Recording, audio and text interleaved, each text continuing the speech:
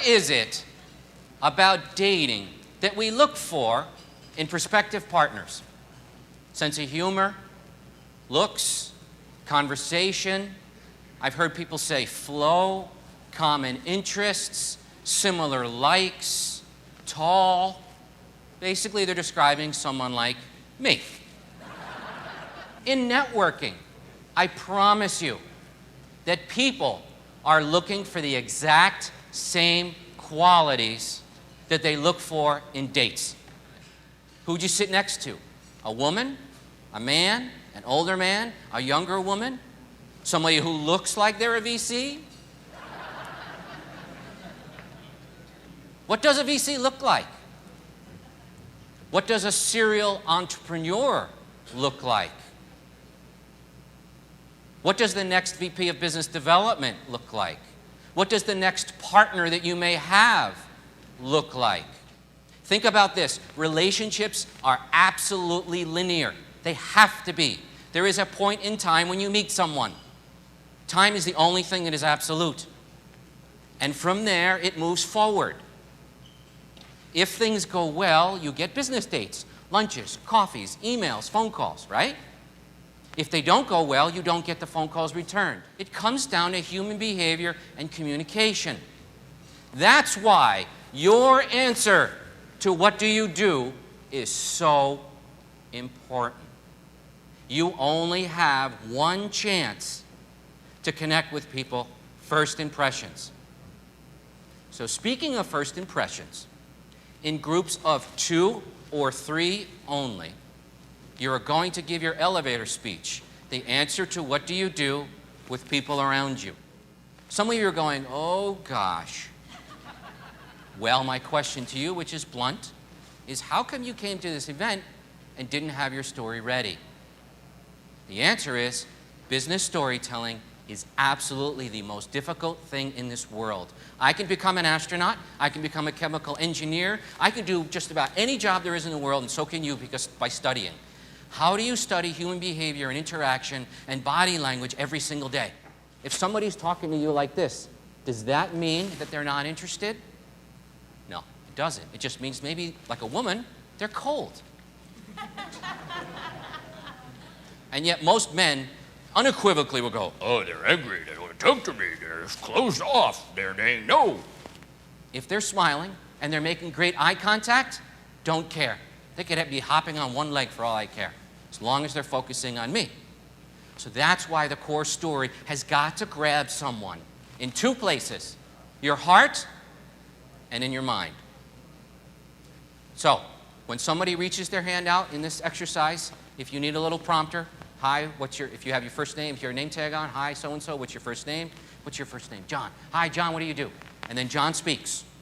Do not interrupt him until you hear the whistle. Person number 2 does the same thing. And if you're in a group of 3, person number 3 goes. If you happen to be in a group of 2, feel free just to get to chat. Any questions on that?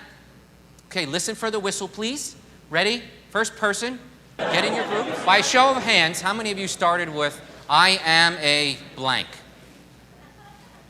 Come on, be honest. Most of you. You see that? Raise your hand. That's what almost everybody starts off. That's okay, thanks. That's what almost everybody starts off with, is describing themselves as a function or as a title. You are not a chemical engineer. You're not a bioscientist. You're not a marketing. You're not a sales professional. What are you doing for me? What are you doing as a company? You don't go, good morning, I'm a chemical engineer. You go, I'm making a difference every day. Give me an example. I did a presentation for the American Hospital Association Healthcare Risk Management Groups. And I always do interviews before I do my big speaking gigs. And I interviewed one of these nurses. She told me she was about 5 feet tall, and she used to walk into rooms, and doctors that were over 6 feet would run away from her because they were scared of the concept of risk management. And when in the interview, she said to me, you know what, Ira? I make a difference in patients' lives every day. I make a difference in patients' lives every day. I interrupted her and I said, from now on, please, that is what you're going to say when someone asks you what you do. Would you rather hear I'm a nurse practitioner, quality assurance, risk manager, or I make a difference in patients' lives every day? Obviously. How long is a radio ad? How long? 30 seconds, sometimes 15. How long is a television ad? Too long. Mr. TiVo, right here. How long? 30 seconds, sometimes 60. How many words in a magazine advertisement headline? 5, 10. In a newspaper article headline? Got the idea? The beginning of your story, when somebody says to you, "Hi, what do you do?" needs to be short, high impact, full of passion and energy. And it should speak to your audience. Another example, American Diabetes Association. We are champions of healthy living. A telecommunications company that helps find billing errors. We are telecom treasure hunters. A construction company that produces some of the award-winning water fountains and waterscapes. We mold water into excitement. Thank you. Do you see the difference? This is what you guys have got to work on. How long is an elevator speech? 60 seconds, 30 seconds. I would challenge you, your headline, which is no more than 10 words, you have about 10 seconds. You have then 20 seconds to explain what that is. So you have 30 total seconds, and I'm talking about the United States. We are short, we are bite-sized, we don't care until you show us that you care about us. And here's the other thing about the elevator speech, what a lot of people really don't grasp regularly. It is not who you know. It's who knows you. And the only way people get to know you is if you have a great story and you're credible. Do I like you? Do I want to spend time with you at midnight working late hours on a Saturday? Because of whatever reason that makes you work. Those of you that want to be entrepreneurs who are entrepreneurs, we work 7 days a week. We take vacations when we nap. We have to be very purposeful in what we do. Spend time with people that you resonate with, and that means a killer elevator speech. How do you start off a venture capital pitch? With your elevator speech. You got to grab them, hit them in the knees, hit them in the forehead with your story. So then afterwards, the body language is, wow, I need to pay attention to this person. They know their stuff, they're passionate. Some of you in this room are a little bit more introverted, a little more conservative. As such, you need to practice a little. And if you're only practicing for 30 seconds to a minute, how many times do you walk to and from the restroom? On the way to work. Those of you that work inside your own house, you're working at least from the bed to the computer. Walk slower and make it 30 seconds. You get my point? The three big components of a winning elevator speech. Headline, details at a high level, and a success story. Those are the three magic steps to an elevator speech. Headline, details of the how, and I'm not talking PhD level. I'm talking United States learning ability, 8th grade. The New York Times writes at the 10th grade level. Most mainstream magazines write between the 6th and 8th grade level. On average, you should spend no more than 5 to 7 minutes with any one person in this room when you're networking. Because if you hit a homer with that person, what's your first name? Sonny. If Sonny and I hit it off, there is no question that either one of us know it. It's like dating. Sonny and I have gotten the body language, the eye contact, we're smiling, we know, perfect time to cut it off and go, Sonny, thanks so much, I had a great time, let's swap cards and let's talk next week like we planned. Make sense? He's going to say, of course, because we just had a connection.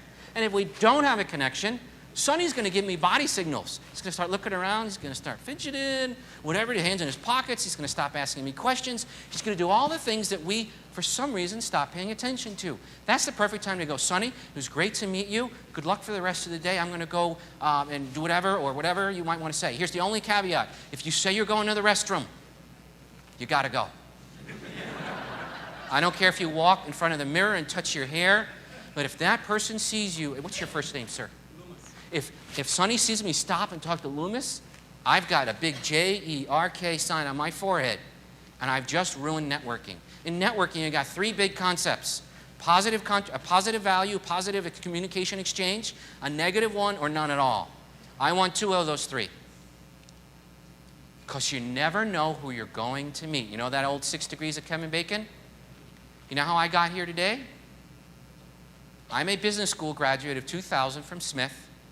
My mentee that I met probably in 2001, 2002, introduced me to Sarah. Sarah introduced me to James. I spoke at the Hinman CEOs last year. Sarah and I have been in contact over the last 2 years. It fit today. So let's argumentatively say it's been 2 years later that I'm here in front of you. Networking is about patience. It's about understanding the value that you have to give and the value that someone else has to give. And I promise you, you will know. And in that light, what I want you to do now, please, is stand up, leave everything at your chair except for the card. Do not look at the card until I explicitly tell you to. Put the card in your left hand, put it down. Leave your right hand free because you're going to start networking using this card. Here's what's going to happen. When I tell you go, you're going to put this card on your forehead facing out.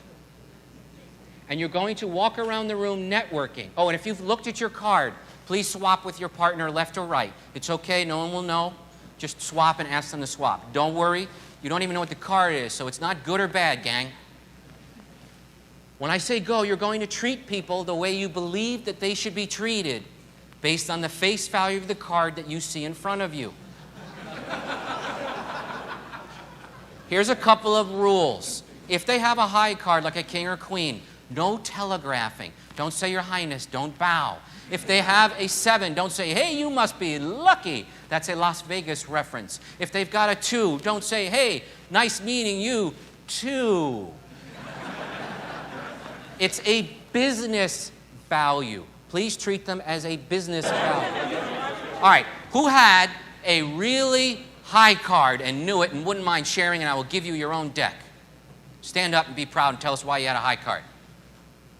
I'll give you your own deck of cards. No one? Okay, that's fine. Here's generally what happens. Oh, please stand up, sir, and be loud for us. The buck stops with you. Anybody else? One other person? Yes, please stand up and be loud, please. You said I'd always be welcome to talk about my company and what my company does. She would always be welcome to talk about herself and what her company does. Thank you. I have 2 decks for you, 1 each. Okay, someone have a really low card and knows why and wouldn't mind sharing. I have a deck. Please, gentleman in the white shirt. Stand up, sir. Be loud for everybody. And you're sure it's the card? I'm kidding. Remind me and I have a deck for you. Ma'am, remember my comment about who you need to know? You have no idea who's in this room. You do know you have common interests. So right there is a community. So when you're going to networking functions, when you're at a barbecue, when you're in the restroom, when somebody asks you, what do you do? It is the same core story, 24/7. If you have different messages, what is your first name, please? Rebecca. If I meet Rebecca here and she tells me a different story because she thinks of me differently, and I meet her at a barbecue and she thinks of me a little bit differently, doesn't remember we meet, and we meet at another venue, I have 3 stories. In the absence of a clear, distinct message, I will make up my own. And the thing about the VCs that they will pound you about over and over and over is, what is your value? What's your core story? Think about that. What is your core headline that you're going to say no matter what? What are the details behind it? And how are you going to treat everybody? The message here, gang, and it's on the back of the card, is treat everybody like a CEO. You have no idea who's going to introduce you to the next whatever it might be. Have a great lunch. Use this to have some fun. Take the cards with you. Tell your great stories and be successful entrepreneurs or VCs.